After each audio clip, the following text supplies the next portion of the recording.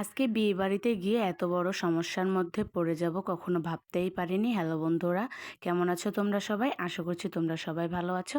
আমিও ভালো আছি আলহামদুলিল্লাহ।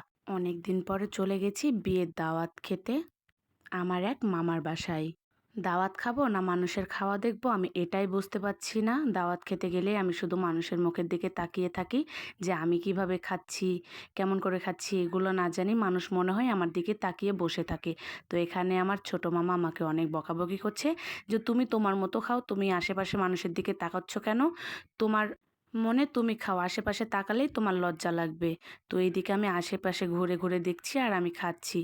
আমার এই স্বভাবটা খুবই খারাপ। আমি কোনো অনুষ্ঠান বাড়িতে গেলে আমি খেতেই পারি না, সবসময় চুপচাপ করে বসে থাকি সামনে ভাতের থালা নিয়ে।